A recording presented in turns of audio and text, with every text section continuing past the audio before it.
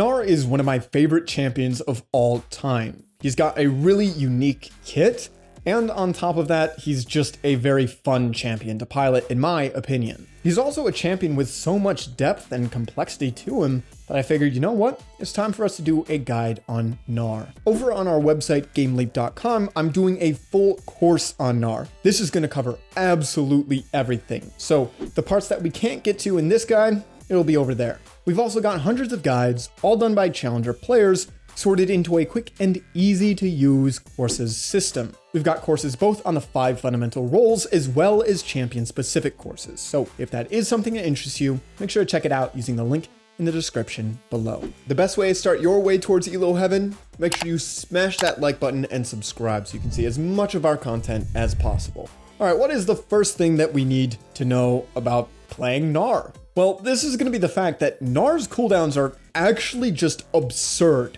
At rank 1, both of Gnar's basic abilities in his base form are longer than 20 seconds as far as cooldown. 20 seconds each.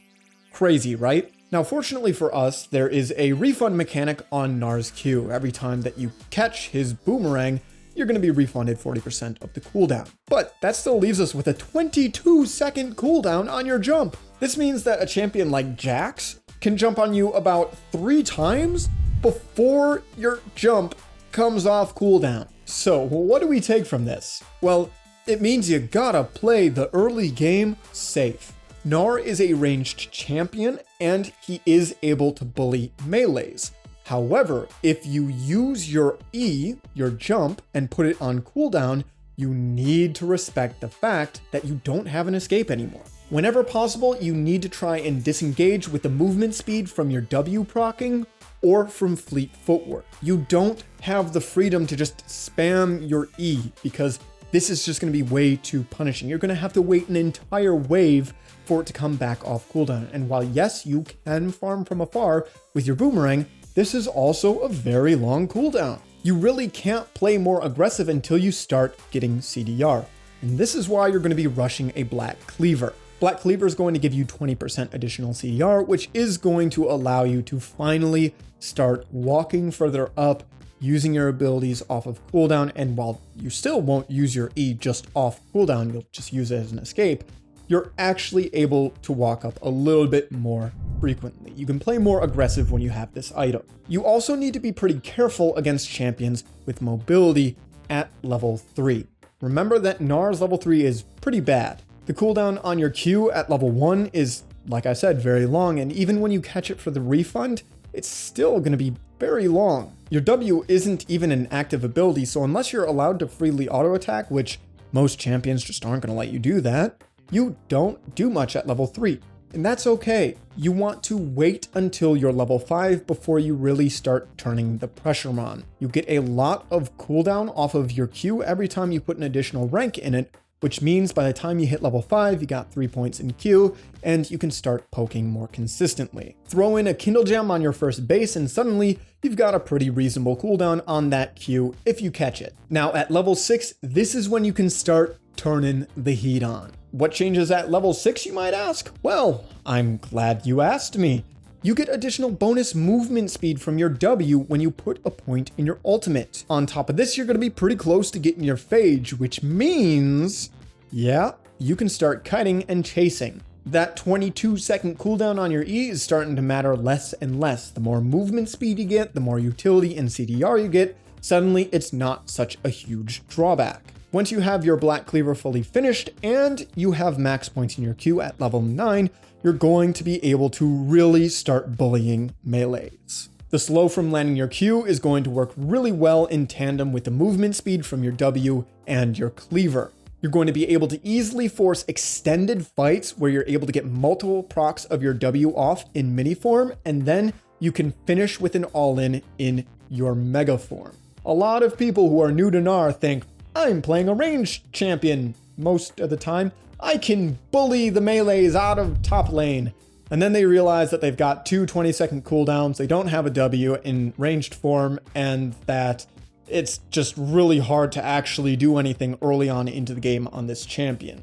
Your damage is fairly negligible, especially if you're playing into a Doran's Shield and second wind top laner. So it's best to just play safe and farm. No need to risk anything when you can just play for your level 9, which is actually really good. If you are allowed to auto attack for free with no consequences, then sure, by all means do it. But don't go walking through the enemy wave just to start autoing the enemy top laner. It's fine. You can wait till you're level 9 and Black Cleaver before trying to bully the enemy top laner out of existence. You're not Jace, you're not Quinn, you're not Lucian. You can't just zone at level 1. It doesn't work that well. All right, moving on to, in my opinion, what's most fun about playing against Gnar.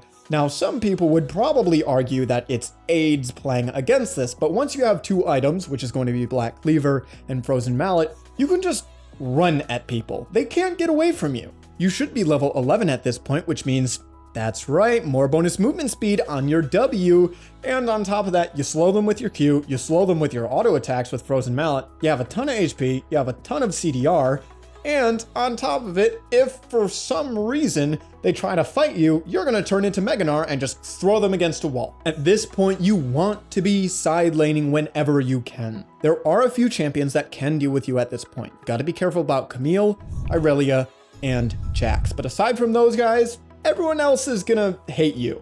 If you are playing against another ranged champion, you might want to be careful. Vayne is another one to look at, but most of these champions are very rare to see in the top lane, so I don't really want to mention every ranged top laner to care for. Just be careful to know that if they are ranged, they can trade back with you.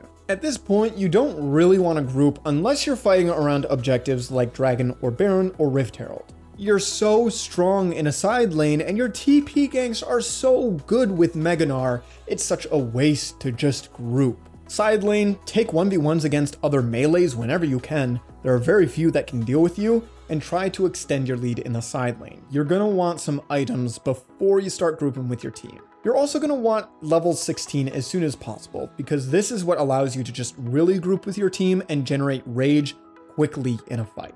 If you group at level 11 and you're at 0 rage and trying a team fight, it's just going to be really awkward. It takes you so long to turn into Gnar from this point that it's a lot of the time too late by the time you actually are ready to transform. The fight is over. For this reason, before you're level 16, just trust in side laning and the fact that you should have a teleport location when you're close to turning into Gnar. It's very important that you don't teleport when you already are Gnar, unless you've got a ward like directly on top of a fight. Because if you teleport and you're about to turn back into Gnar, then your team fighting is going to be terrible. Ideally, you teleport right before you're about to turn into Gnar.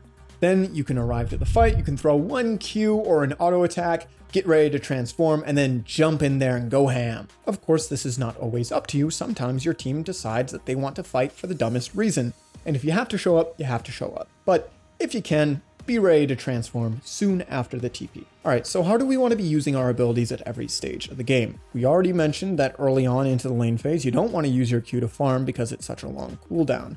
Once you hit level 9, you can use your Q if you need it to farm, but you should be okay to just farm with auto attacks. You want to walk up into a location where you can throw your Q at the enemy champion without it being blocked by minions. If you've created a small lead at level 9 or you're just even, you should be okay to actually chunk out the enemy top laner at this point. Usually it's relatively safe to be around 50% rage and play aggressive. If you're at 0 rage, you shouldn't play aggressive. This is a bad idea. You can get bursted down and all in before having an opportunity to transform. But if you're at around 50 rage early on into the game, you should be all right. You should at least get your transformation if you get all in. If your Gnar bar is at 0%, then that's okay. You can just walk up and auto attack minions and generate rage that way. Remember, you want to do it slowly because Gnar's rage does stack over time. It ticks over time. You don't get all of the rage that you're going to get from an auto attack instantly. Make sure you do it slowly. That way you don't get too much rage that you end up getting too close to going into Gnar and you can't really bully as much because of that. Ideally, you want to be in a place where you can take an extended trade in Gnar form, and if they all in you, it'll result in you popping into Gnar form, which will then allow you to all in. Early on into the game, this is the ideal location. Now, pre-level 6, you really don't want to be fighting all that much because this is going to be a pretty bad scenario for you. You don't have your ultimate to peel yourself. Your W is going to be pretty hard to land if you do transform into Gnar, so just be a little bit careful pre-6. Post 6, I'd recommend sitting around 60 to 70% rage whenever you're looking to poke, and post level 11, you want to be sitting around 30 to 40% rage. As you level up more and more, you're going to generate rage faster and faster. This allows you to take fights from lower rage numbers. The thing with Gnar that you need to understand is no matter what, the duration of Gnar is going to be 15 seconds. This is at all ranks, and this is why you want to end your fight with Gnar. You can sort of manipulate how long you're in Gnar, but you can't manipulate how long you're in Gnar. It's going to be the same no matter what. This means you have a very limited amount of time to make usage of the abilities that Gnar gives you, and the best way to just make usage of your Gnar form is to already be in a fight when you turn into Gnar. Yes, sometimes you will be allowed to just jump on somebody while already in Gnar form, ult them into a wall, use your W, turn back into Gnar, and then continue the all-in, but this is not something that you should rely on. The most consistent way to play is to start the fight with Gnar and then transition into Gnar. After maxing your Q at level 9, you want to max your W next, and this is going to make your level 13 very potent in the side lane.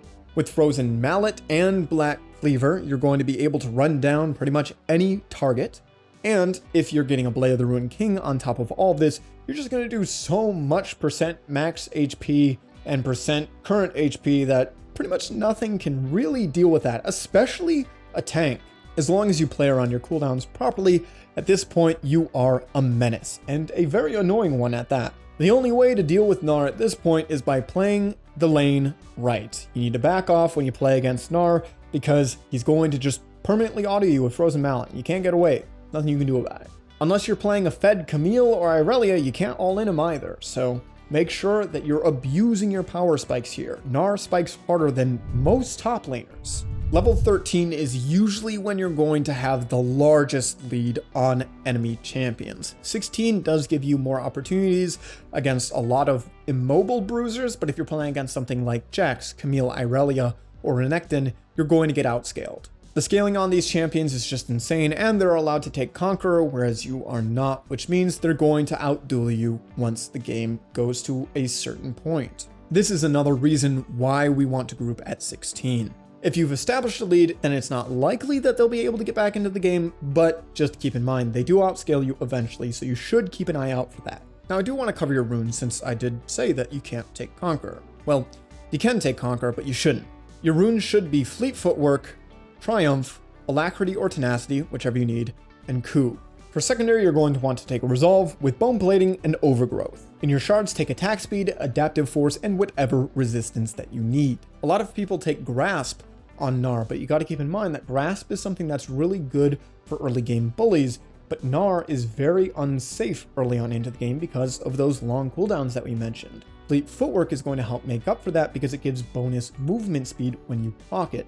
This is going to help you stay safe early on into the game, and Grasp does not scale all that much better than Fleet anyways. Fleet Footwork paired with Bone Plating is going to allow you to really bully, and there's not much very many champions can do about that.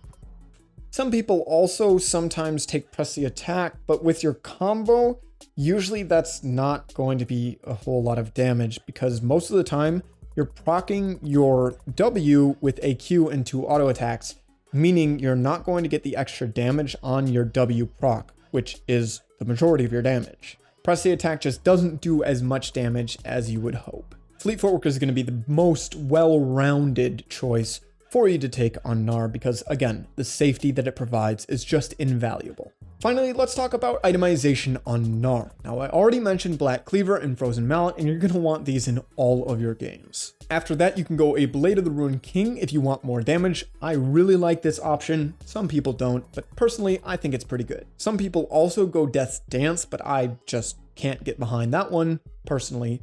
Know that it's an option, but I wouldn't recommend it. Usually 3 damage items is going to be plenty on Gnar, and you just want resistance items after that. Your go-to resistance items should be Randuin's Omen and Adaptive Helm. You could also go GA or Mauve Malmortius, but again, you really don't need additional damage raw tank items are a lot better. If you want, you can get a Gargoyle's Stone Plate, but I don't find this item to be all that great on Gnar. In my opinion, he's already got plenty of survivability, and proccing it before you ulti is just going to reduce the damage that you're dealing. Remember that Mega Gnar does a lot of damage. A sample full build for me would be Black Cleaver, Frozen Mallet, whatever boots you need, usually either Tabby or Merc Treads, Blade of the Ruined King, Randuin's Omen, and Adaptive Helm. That's about all that I have for today's video on Gnar. If you enjoyed the video, make sure to leave a like and subscribe. And if you want more content or more in-depth content on Gnar, then you can check out our website, GameLeap.com, where I'm doing a full course on him. We also have hundreds of guides, all done by challenger players, sorted into a quick and easy to use courses system. We have courses both on the 5 fundamental roles as well as champion specific courses. So if that is something that interests you, then make sure to check us out using the link in the description below. As always, I'm Panther. I hope you learned something valuable, and I will see you in the next video.